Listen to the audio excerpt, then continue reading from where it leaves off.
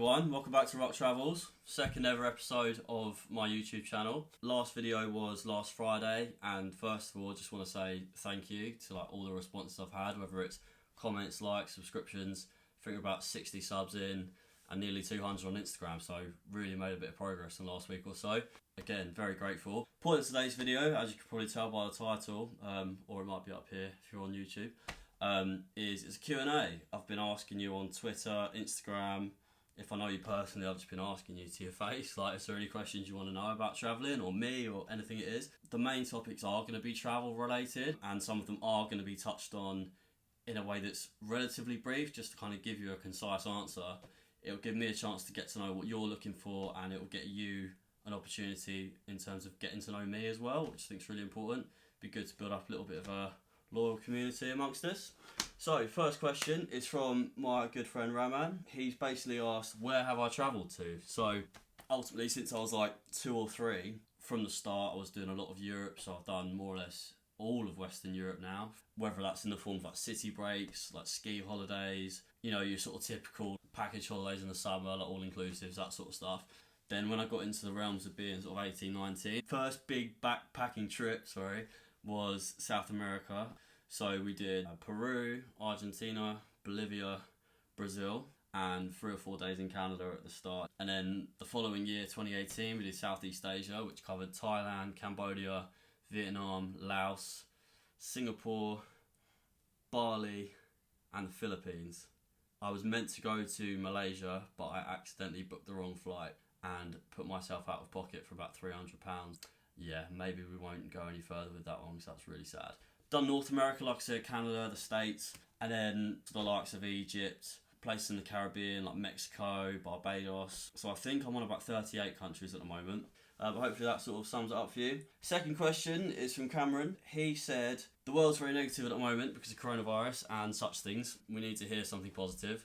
So what's the most beautiful place I've ever been to? I've got 2 answers because they're very different places. The first one, the place that stands out for me in particular, was Palawan in the Philippines. Basically, my friend flew in from London. We flew from the capital, Manila, to the island of Palawan.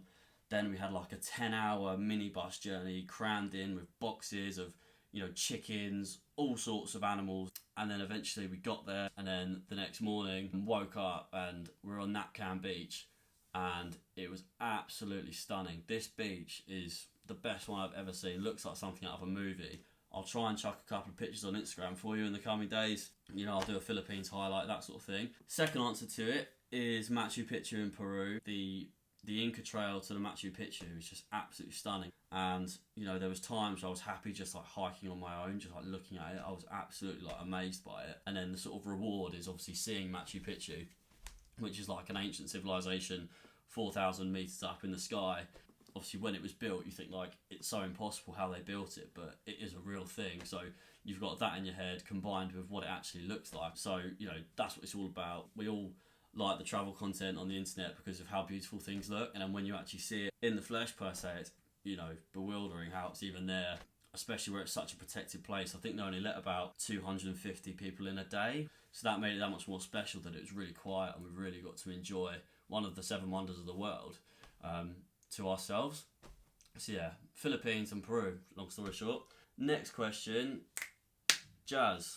Jazz's question is travel insurance and how to sort of know which one you should book according to your trip. Especially with today's climate, we're dealing with a situation which is unprecedented, and we haven't had this before. So I've actually got friends who are stranded on holiday in other countries like the States, who find themselves in quite a pickle. So travel insurance is really relevant right now. I think the thing to think about mainly is, whether you're going to a city break or whether you're going to, the likes of Peru for an adventure or something that's a bit more extreme where there's perhaps more risks.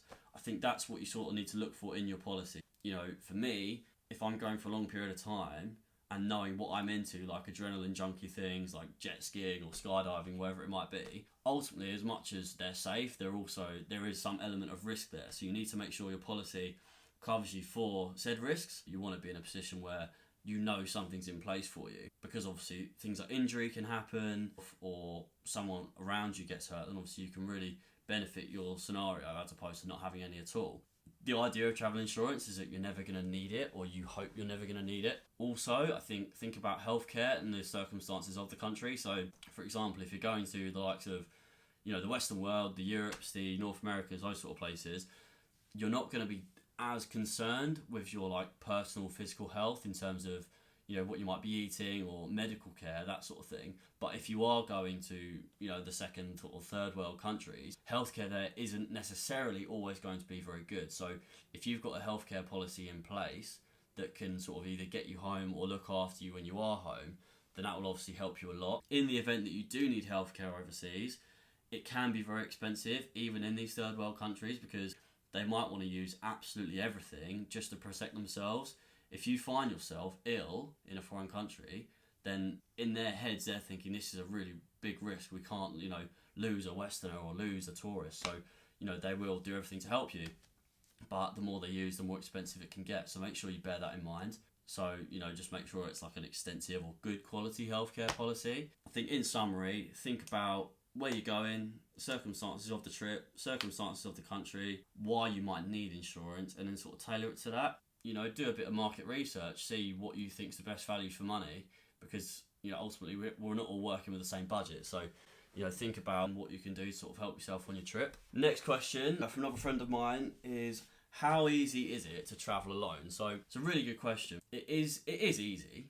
Like, you're the one making all the decisions. You're the one that's saying, right, we're going here, or I'm going here, this is how long for, and X, Y, Z. I think it's kind of a 6 and 1, half dozen the other situation, because as much as the decisions, you haven't really got to go through anyone, you haven't got to deliberate with anyone, it is just up to you. That's great, but then if you don't fancy yourself as a really confident, decisive person, then it can be quite tricky, because you might doubt yourself. You've got to either be really sort of certain about yourself, or be confident enough to be able to say, right, like I'm going to travel alone, but I intend to meet people. Traveling alone only goes on as long as you want it to. If you want to meet people when you're there, it is really easy, but it's down to your sort of skill set and how confident you are. Like, you've got to stick your neck out. Decisions are easy, but they're down to you. So the responsibility falls with you. Whereas if you collectively make a bad decision, it's sort of like, okay guys, like, we've sort of messed up here, but this is the situation we're in, let's just keep going. Whereas if you make a bad decision, it's gonna sort of last in your head. So it's definitely a good thing to do. I've done it for a limited period of time. I'm personally not a massive fan of it. I would do it in the future if I had to, but I think I do love, sharing experiences with the people I care about, whether that's friends from home or people that I've met out there. Some of my fondest memories are from times when I've met people the day before, and then we've done something the next night or the next day and had, an amazing time. So it is daunting. Don't necessarily have to go too far away. You could just sort of say, right, I'm going to try a week away, or even a city break. But yeah, ultimately, there's costs of it, but obviously the can falls with you, if that's the right expression. I don't think it is, but you get the gist. Pros and cons, but again, I'll do a video in deeper depth of it.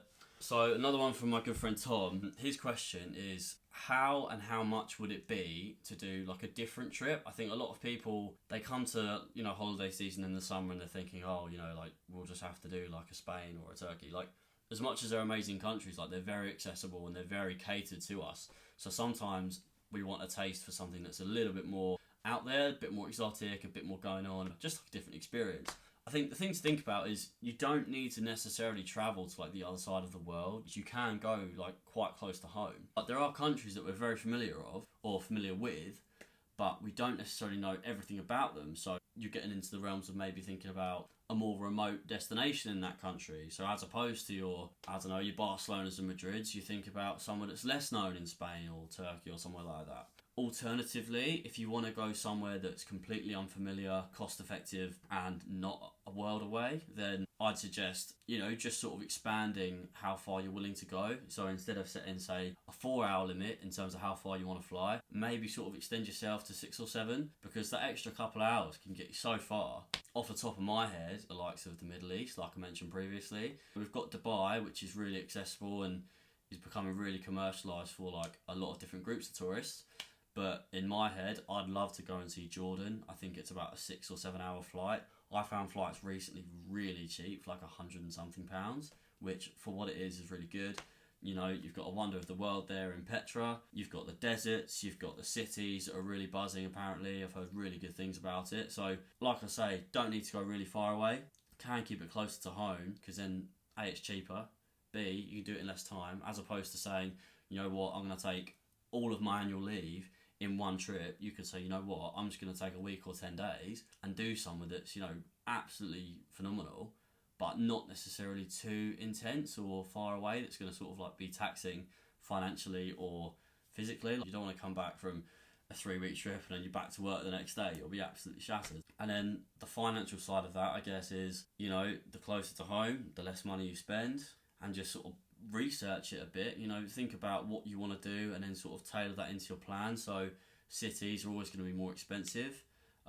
Sort of build like a mini bucket list for that country. So let's say Dubai, for example. It's going to cost you a bit of money. The things to do there are amazing from the looks of it, but at a price. Whereas if you go for the likes of India, you know, where I just came back from, you know, the things to do there were relatively affordable. I don't think we ever paid, you know, an extortionate amount for anything in terms of the actual activities, and that's what you're going to these places for. So I think, look into what you want to do, and it's really easy to find that sort of information. It really just takes like a Google search or a YouTube video like this, for example. So definitely give it a bit of research online, see what you think. Next question is from Katie. So how can you sort of ensure or sort of improve your safety when you're away? Things can go wrong, and there are risks when you travel, and you need to be aware of that. In terms of protecting yourself and putting yourself in a good position, again, like I've said with some other questions, research the country first and see what kind of state it's in, if there's like really high crime rates, or what the sort of risks are to tourism or tourists in general, whether it's like, you know, sort of petty crime like pickpockets, or whether it's sort of like, yeah, this city has one of the highest murder capital rates in the world. Then you sort of look at it and you say, right, okay, different precautions to be taken. I personally don't take that many precautions in terms of money and phone and stuff. I wear relatively tight jeans or shorts anyway, so my pockets are there, and I'm always keeping a check on them. I'm being seen to be cautious, if that makes sense. So in the likes of Brazil, it really is true that when you sit down on a beach, people will try and distract you and nick your stuff. Like, that's very, very common. I have had a few incidents where I felt unsafe. Sometimes there's nothing you can do about it. My advice, generally speaking, is all of our phones these days do cost $1,000 or however much they are. It is a lot of money, and our phones mean a lot to us. If all your friends and family back home found out that you lost your phone, it's not a big deal. But if they found out that they lost you, it would absolutely ruin lives. So, you know, if you find yourself in a position where, you know, you need to hand something over, you just do it. I mean, some people say you should keep a bit of like spare money on you as like not a bribe, but sort of like a backup bit of cash to sort of give to someone if you're ever like threatened. Because, you know, I've had incidents where in Cambodia, you know, I was sort of threatened for money. All it took was 20 quid. Like, 20 quid as opposed to like death. Like, okay, that's a pretty good deal, like, I'll take it. But yeah, I think overall vigilance, doing your research, looking on gov.uk or your sort of like government website for your respective country, and just sort of seeing what they say. You can more or less go to any country in the world and be safe. That is something I strongly believe in. Even the countries that are sort of on, when I say lockdown, I don't mean lockdown in terms of coronavirus, but in terms of like, you know, advise, when the gov.uk say we advise against all but essential travel, there's still a lot of countries that I'd be really interested to go to. But obviously the more dangerous, the more precautions you take. Your gut instinct is really important as well. I know that's very subjective because we're all very different. I'm a relatively experienced traveller now, so I can sort of tell the difference between what looks like a safe neighbourhood and what looks like one where something can go wrong. If you're in a place where you don't think it's necessarily very safe, or you don't know it very well, then avoid walking at night in small groups or on your own if it's not very well lit. You know, if your walk home is a little bit longer but safer, take that route. Take a taxi. Taxis, again, be very careful what taxi you take. Don't just sort of jump in any taxi, especially if you sort of think that you might be vulnerable. Yeah, there's plenty of things to do. I think in a nutshell, it's vigilance, your gut instinct, and just sort of following precautions, keeping yourself well aware of world affairs, that sort of thing. You know, there's things you can be proactive on. And my final thing is a question from me to you. So we're flipping it. I'm the Q, you're the A. Let's have it. My question is, what do you think I should do? Because in my head, I'm thinking this is like an intro, couple of videos. I've sort of said who I am, what I'm about, what I want to do. Now I'm sort of answering a few initial questions from you. I want you to sort of advise, suggest, just make ideas for me about what you think the channel should do, what you think I could do with Rucktravels, whether it's a case of Instagram and just like relatable content with travel, whether I make a series of information. I'm thinking now that I've lightly touched on a few things, so whether it's finance or country vlogs per se, even if it's not footage from countries but just like this sort of format.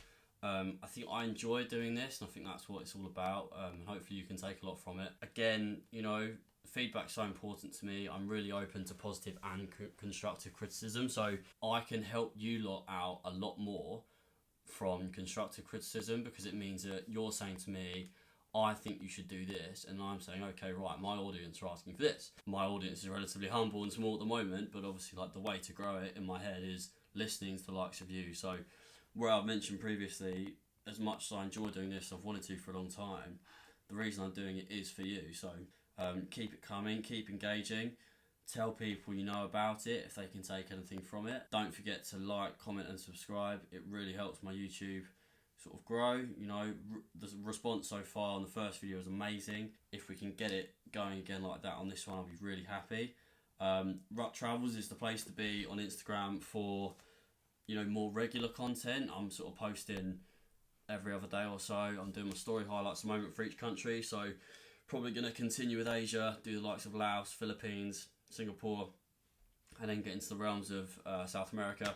The main message for me today is thank you for everything so far, and the feeling I've had from the positive feedback so far is second to none. Like, it really has sort of made my day and week since it's happened.